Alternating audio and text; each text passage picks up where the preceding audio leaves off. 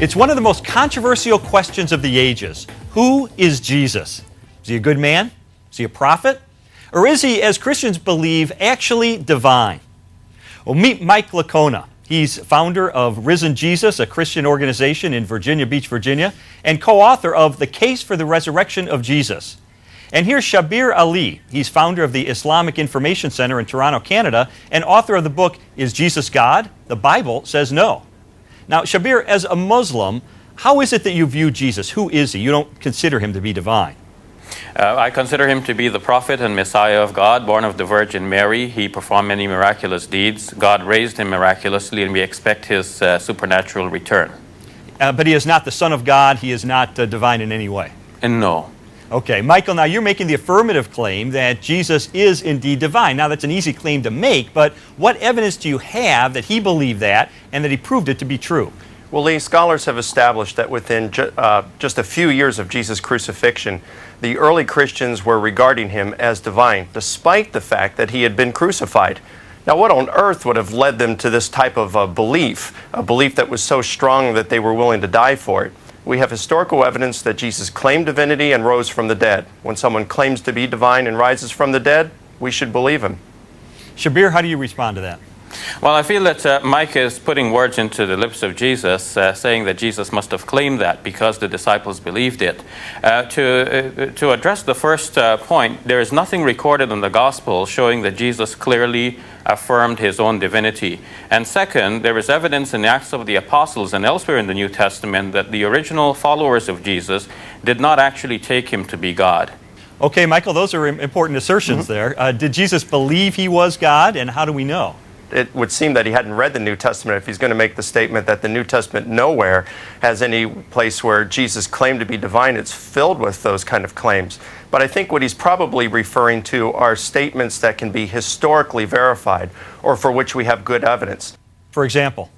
Well, for example, you've got Mark chapter 14, verses 61 through 64, where Jesus is before the Jewish leaders and the high priest says, "Are you the Messiah, the Son of God?" And Jesus says, "Yes, and you will see the Son of Man coming on the clouds of heaven." That's something in the Old Testament that only God does, and seated at the right hand of power. In other words, he's claiming to be a co-occupant of God's throne. Shabir, has he convinced you? No, I don't think so, because he's referring to the trial of Jesus before the Jewish Sanhedrin, and this is reported variously in Matthew, Mark, and Luke. In Matthew and Luke's versions, we have it that Jesus did not actually affirm the title. He said, "You are the ones claiming that I am," in essence. And to say that Jesus comes on the clouds of heaven proves that he is God himself. That would be to say that God could not do this for one of his creatures. So I do not think that arguing from silence will make Jesus God. It is clear that to affirm Jesus as God involves a logical self-contradiction. It involves contradiction with the divine scriptures, and it involves also a religious problem. Now, I want to return you to that passage from the trial before the Jewish Sanhedrin. The Sanhedrin asks him, "Are you the Messiah, Son of the living God?" Now, and it says that Jesus said, "I am," in Mark's Gospel, but in Matthew and Luke's account of the same episode, Jesus says, "You say that I am." And unless you can first establish the actual words of Jesus, you cannot build a reasonable commentary on that. Now, it's okay, better but to Shabir, say what does that, he say right after that? "You say that I am." He says, "You will see the Son of Man coming on the clouds of heaven and seated at the right hand of power." I mean, so these you are have to decide. very close. Are you saying that his divinity is based on his saying "I am," or his saying that he's coming on the clouds of heaven? First of all, Coming there on is the nothing clouds clear. of heaven, seated at the right hand of power. Well, here I'm saying that God can do that for any of his creatures, and that would not make the creature himself God. If God calls up a creature with him to his throne... Jesus is claiming to be a co-occupant of God's throne.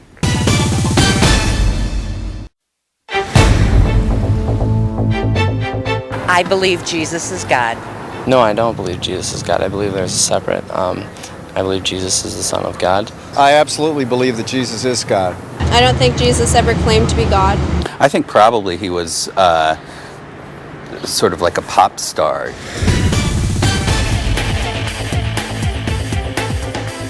We're back talking about Jesus. Is he divine, as Christianity claims, or just a prophet of God, as Islam claims? Now, Shabir, Mike's been referring to New Testament records that are much closer to the actual life of Jesus than the Quran, which Muhammad recorded some 600 years later. So why should we consider the Quran to be a better historical record when it's so much later than these New Testament accounts? Well, the Quran does not claim to be a better historical record. The Quran claims to reaffirm that teaching which is there in the earlier historical record, namely the Gospels themselves, and it calls upon the people of the Gospel to judge by what God has revealed in the Gospels. And when we look at the Gospels, we see that Jesus throughout was referring to himself as the Son of Man, which means a human being, that he had human limitations, he did not know everything. He said, of that day and hour no man knows, not even the Son, but the Father only. He said, I can of myself do nothing. I do only as the Father has commanded me. Throughout, Jesus is deferring to God, and in fact he falls in his face and he prays to God. All of these are human attributes which the Quran affirms as clear evidence that Jesus was a prophet, he was a human servant and messenger of God. Okay, Michael, those are some very good points that the Quran talks about and refers to in the Gospels. How do you look at the matter? Well, it's how Christians have looked at it from the very beginning, that Jesus had two natures, a divine nature and a human nature. So simply, he had these limitations in his human nature while not in his divine nature. You must have it such that Jesus is completely God and completely man at the same time. That is like saying that something is a square circle. It cannot be both, because to be human means to have limitations. To be divine means to have none. You cannot be limited and unlimited at the same time, unless you're schizophrenic, in which you have two different personalities here. Okay, Michael, is Jesus schizophrenic? Let's answer that question. Well, no. I mean, he was completely human in his human nature, and he was completely divine in his divine nature, and this is pretty clear throughout the New Testament. But when we come to the Quran, what we find is a Jesus that is quite different than what we find in the New Testament. It's a Jesus who comes out of the womb speaking and preaching. It's a Jesus who's part of a Trinity that includes the Father, Son, and Mary. It's a Jesus that we find in the Gnostic Gospel. I think you have misunderstood the Quran here, because the Quran does not say that Jesus is part of a Trinity that involves God, Mary, and Jesus. The Quran refutes the belief of those... Well, that might be a certain interpretation of it, but... The Quran refutes the belief of those who claim this. But what the Quran shows clearly is that Jesus cannot be part of a Trinity, because no such thing as a Trinity exists. That God is one throughout the Old Testament and into the New Testament.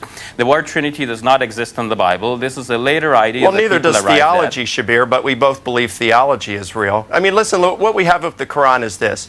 We've got a book that's written 600 years after Jesus, fifth-hand source at best. It's written in a different country, a different culture, in a different language in which Jesus lived. Yeah, Mike, but you're missing the point, because one doesn't need the Quran to affirm that Jesus is a human being and a prophet. The Quran, by affirming that Jesus is a prophet, is not saying something new than what Christians already believe, because the Gospels show that he's a prophet, and Christians, despite believing that Jesus is God, also affirm that he's a prophet. So on that, Christians will agree with the Quran. Shabir, let me ask this then. Where did this idea that Jesus is God come from? Well, the idea that Jesus is God is something that evolved over time. We can see in the pages of the New Testament itself and Acts of the Apostles that people very easily in the Greco-Roman world took people for gods. Shabir, I want to tell you, I've written a 300-page book on the evidence that convinced me as an atheist that Jesus did claim to be the Son of God, and he proved it by returning from the dead. And so my last question to you, and we just have a moment, is what would you say to Christians like me who are absolutely convinced by the evidence that the evidence supports those claims? I would say that you have to start by looking at the logical problems with claiming that Jesus is God, and then interpret the scriptures in a reasonable way that does not give rise to these logical problems. Okay. To say that he was God and man at the same time is logically self-contradictory. To say he's one of a Trinity is also to introduce another logical contradiction.